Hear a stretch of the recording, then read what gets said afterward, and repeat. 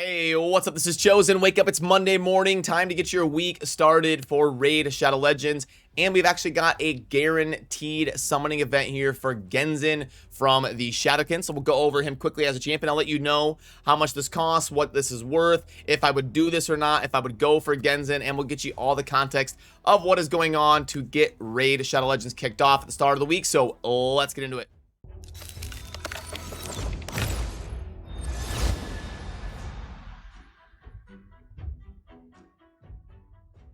Alrighty, so as you can see here, the Genzin Guaranteed Champion event. Now, worth noting that there is no 2x or 10x or anything going on right now. These are just unbuffed, normal Ancient Shards, but if you're willing to slog through pulling 120 of them, you will get a guaranteed Genzin at the end. And if by some miracle you summon Genzin before them, which is exceedingly rare to happen, but if it does happen, the event will actually end. You can't get 2 Genzin from this event. So that is something worth noting, even though it's super rare.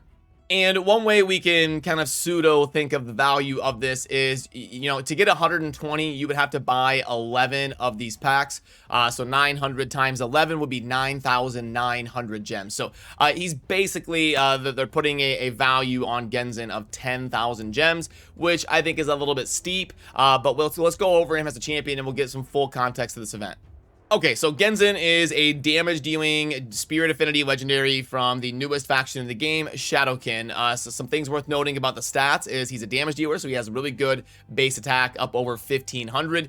The HP and the defense are kind of low, and super unfortunate that he has 0 accuracy because he does need accuracy with his kit. It's always unfortunate when legendaries that need accuracy come out to the game with 0 accuracy for a base, which makes it a little bit rough, but not the hugest of deals. His A1 is a triple hitter that's going to fill his turn meter, which this is decent. It's a pretty nice A1. The A2 is going to be an AoE that you can book to a 3-turn cooldown and buff up to a 100% chance of placing the big version of defense break on all enemies for 2 turns, and then each crit is going to fill his turn meter by another 10%, which is actually pretty big. A 3-turn cooldown AoE, and each critical hit is going to fill your turn meter, plus you get the A1 triple hitter, where each hit's going to be 6%.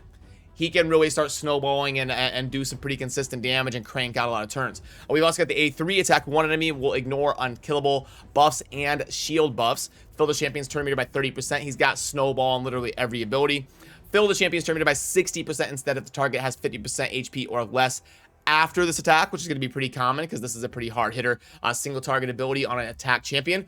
Also decrease the cooldown of Steel Parting and Fated Vengeance skills by 1 turn if this attack gets a kill. Steel Parting is the A2 that is right here and does the AoE defense break, and then Fated Vengeance is this ability right here, this A3, which these things already booked to a 3-turn cooldown. So he can actually have a kit. His kit is already default 3/3, which is a good rotation of abilities to have. He has nothing with like a 4 or 5 turn cooldown, so he's already got a good rotation, and then with all of the turn meter fill, he can really be cranking out turns for you for sure. The passive here is going to increase the champion's speed by 10% and resistance by 50 if the number of champions on this champion's team is equal or lower than the number on the enemy team, and the effect always works when fighting bosses. So what this would kind of mean is if allies around him are dying and all of a sudden you're in a faction wars fight where you're 3 versus 5 on one of the waves, he would start snowballing and get some extra speed and resistance. And then when you're up against bosses, this will just always take effect. He'll always get a bonus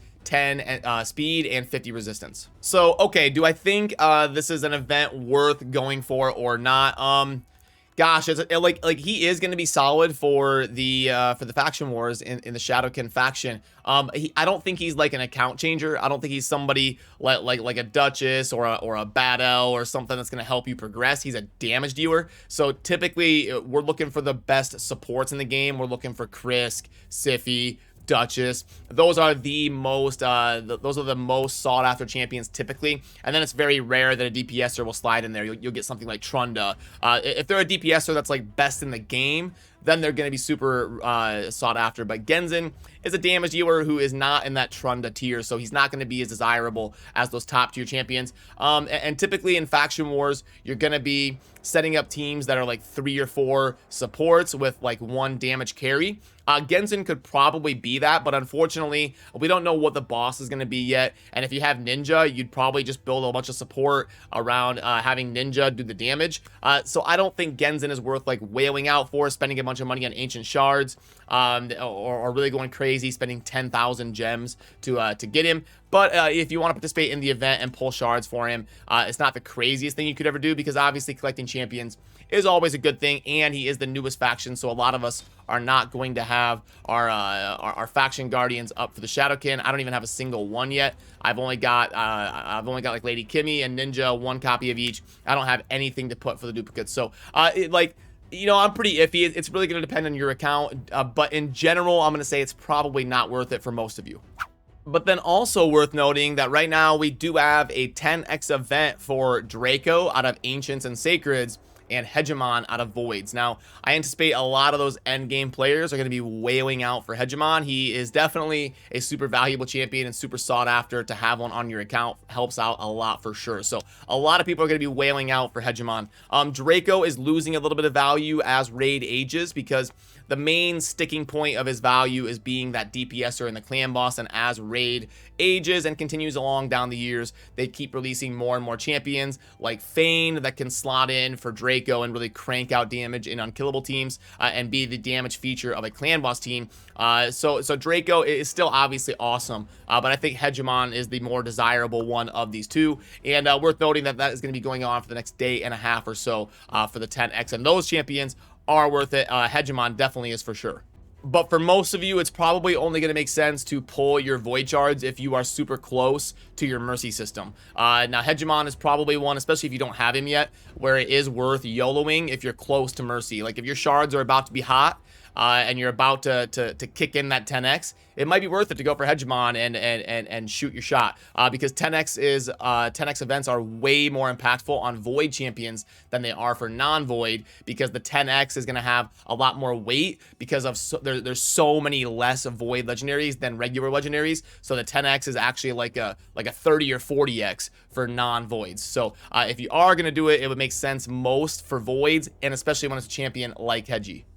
And obviously, we have got the fragment events for Fildrox going on right now, and most of you do not care, it seems like, but it's kind of the filler in between Halloween and Christmas for just getting a quick fusion done. They did the exact same thing last year, so they're just going to be having Fildrox in here. Now, you probably should go after it as long as it's realistic for you and you don't have to spend a ton of money. Right now, we've got a few events here around his stuff. You're going to want to make sure and focus on the Dragon today if that's what you're going for. You're going to want to get to at least 2,050 to scoop up those fragments. The classic arena, this one's pretty easy as long as you're active in the arena, making sure you're picky about those fights and getting some wins. You should scoop up the fragments there, but you're also going to have to focus on that today. The Dragon and the classic arena are definitely the thing you have to pay attention to, and then we're going to have a Fire Night starting tomorrow. Then if we go under the events tab, you'll see we've got a lot more stuff for Vildrax the next 3 days or so. You'll want to go ahead and scoop up the 6650 champion fragments, and then you also have the artifact enhancement event that has got about a day and a half left on it. You'll want to at least get to 2,000 on that.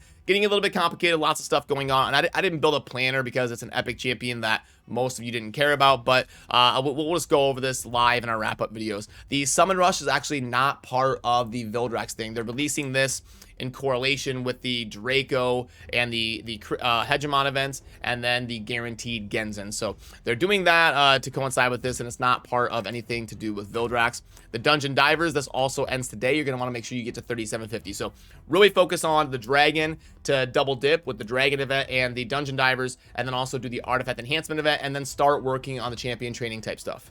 Now let's fire up the shop and see if there's anything worth talking about here. So for this one, the Cyber Week, I've done this one before, but I haven't done one of these videos for a few days. So let's go ahead and plug this in. We've got the 500, the 5 Voids, the 2 Sacreds, the 4 Refills, the 30 XP Barus, and bang, we've got a 1.53. So this one is not going to cut it, unfortunately. Then we've got a special Ancient Pack string. Let me put this away for a second. You can see this is a 4-slot offer. That last one is pretty spicy. You get the 6, 1, and 4. That's the kind of offer we're looking for, but what do you got to spend to get there? It's probably going to go like 30, and then 40, and then 50 or so, or no, it'll be like 30, 40, and well, yeah, I don't know exactly. This is kind of weird. I don't know how this is gonna go. It's almost like 30, 35, 40 or something. Yeah, I don't know how that's exactly going to go. But anyway, let me know down in the comments if you bought this one, because that way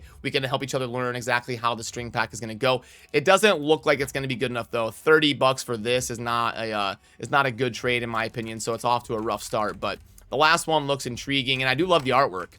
I love how it's the color of the shards. You got the blue, and then the sacred, and then the void, and then it all comes together here with cardio in the middle. So I do love the artwork, but unfortunately, looks like it's not going to be that great of a string pack. And then we've got the Cyber Monday pack. Okay, so we've got 40 bucks and a bunch of legendary books. So let's go ahead and plug this in, clear this, 800K, and then 8 legendary skill tomes is going to be, boom. Okay, a 1.65. So, okay. And let me go ahead and get the sheet up there. Sorry about that. You couldn't see it for a second. So we've got the 800K and the 8 plugged in.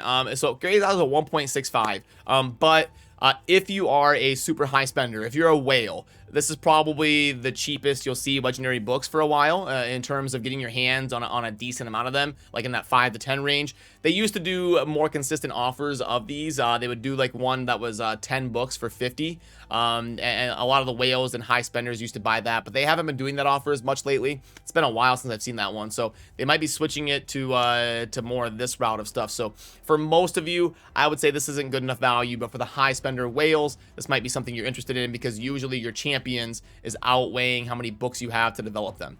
Faction accessories, that's not going to cut it. And then this one looks intriguing. I like this. Okay, this is going to be a good one, I think. Let's go ahead and delete this. Let's get the 9 ancients and 3 sacreds and 3 voids, 1 sacred. Okay, put in the price of 15. And then we've also got 1 legendary tome, and boom, 4.27. There it is. Okay, that's the kind of offer we're looking for.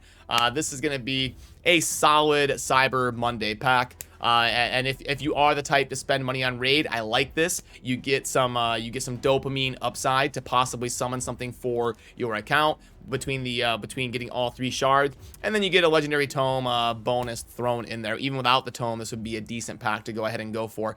And the indicators of this are, it's a special pack. It's like a holidays type pack. It's a Cyber Monday special pack, and it's also got a purchase limit of 1. So right there between those two things, you know it's going to be decent. Usually you plug it in, it's a 4.27, which is some of the best offers you're ever going to see. I actually had an interesting question. I believe it was yesterday or the day before.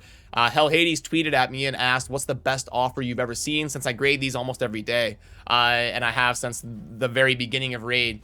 I thought that was an interesting question. The best I've ever seen is, I think I have seen a 6 once, but typically probably I'd say about 5 to 10 times a year you'll get offers that are 5 point something. That happens somewhere in that like 7, 8 times a year range. You'll get offers that are 4 something in that like about 10 to 15 times a year maybe. Again, you know, it's not perfect, but yeah, it's pretty rare that you go above 4 and especially above 5, and the best I've ever seen I think is around that 6.0 range. So definitely the point is, this Cyber Monday pack makes sense for anybody that spends money on raid, because it's actually one of the better ones you're ever going to see.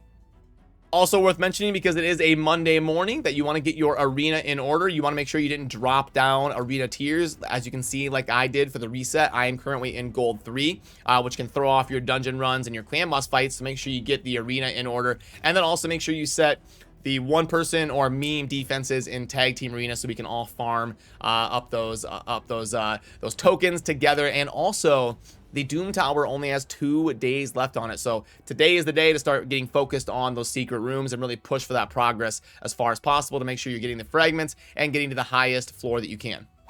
So that is going to be what we needed to get covered in this one. We do also have a new gacha game, Awaken Chaos Era, that some of us creators have been kind of going hard on. With the holiday week and the holiday weekend, they launched Awaken Chaos Era right during the holidays when I wasn't really around my computer much. But we're going to be starting, we're back to normal this week. We're going to be going hard on Raid, going hard on Awaken, and getting everything covered for you. I've also been trying to play Age of Empires when I can, because it's an RTS game and I love those. So I've been kind of grinding the ladder a little bit over there and trying to learn that as well. But the more things to do, the better. So that's always a good time. And if you're curious about how to play that new gacha game, Awaken Chaos Era, I will link right here to the quick video I did showing you how to get in on that. It's kind of a soft launch, so it's not worldwide available on like the Apple Store and everything. But that will show you how to do it no matter where you live, as long as you have a PC and access to using the APK they have available. But I'm gonna head over to stream. If you have questions on any of this stuff, or you want to talk about some of the stuff going on, we might be pulling viewer shards, we might be getting crazy.